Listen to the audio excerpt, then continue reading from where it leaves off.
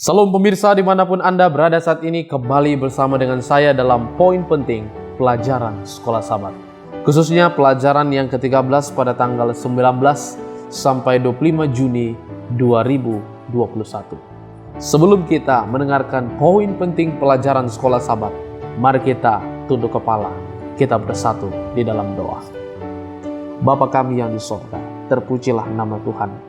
Bila mana hamba-Mu akan memberikan pekabaran poin penting pelajaran ini, biarlah Roh Kudus Tuhan akan menolong dan menyertai hamba-Mu. Dan pekabaran ini menjadi kabar baik kepada pemirsa yang menonton siaran ini. Terima kasih Tuhan, di dalam nama Yesus kami berdoa. Amin. Saudaraku yang diberkati oleh Tuhan, pelajaran sekolah sahabat kita sepanjang 1 minggu kita sudah pelajari. Judulnya adalah Kehidupan Perjanjian Baru. Kita tentunya sudah belajar di dalam pelajaran sekolah sahabat ini. Tentunya di dalam ayat inti Yohanes 10 ayat yang ke-10 dikatakan, "Aku datang supaya mereka mempunyai hidup dan mempunyainya dalam segala kelimpahan." Perlu saudara mengingat, bahkan perlu dicatat, bicara tentang kelimpahan bukan bicara tentang kemewahan saja, tetapi ini bicara tentang kualitas di mana berlimpah di dalam Yesus Kristus. Saudara yang diberkati oleh Tuhan, pekabaran yang perlu kita lihat di dalam pelajaran sekolah sahabat ini, khususnya di sahabat petang ini, kita sudah baca, poin pentingnya adalah seseorang yang tinggal di dalam Yesus akan diberkati, akan dibenarkan, dan diselamatkan. Kita akan diberkati, kita akan dibenarkan, kita akan diselamatkan. Nanti hidup yang kekal akan menjadi bahagian kita. Hari Minggu sukacita. Menurut pelajaran sekolah sahabat ini, sukacita kita itu adalah sukacita yang penuh, sukacita yang selalu dirasakan oleh kita sebagai umat Tuhan. 1 Yohanes 1 ayat 4, "Dan semuanya ini kami tuliskan kepada kamu supaya sukacita kami menjadi sempurna."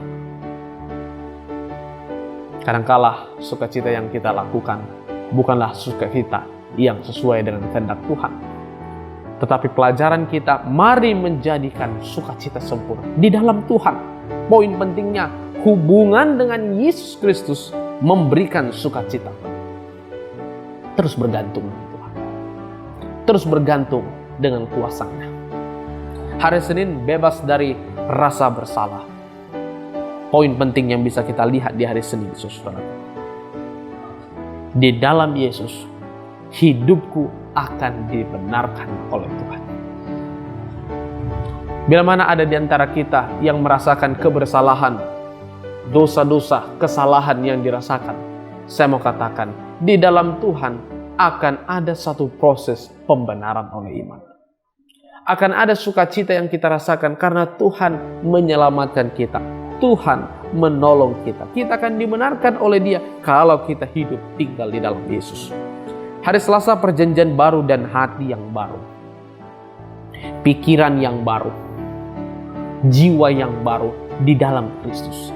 Bila mana kita melihat, ditekankan, kasih kita pun di dalam Yesus bukan kasih yang semu, kasih yang kosong, tetapi kasih yang penuh dengan kelimpahan.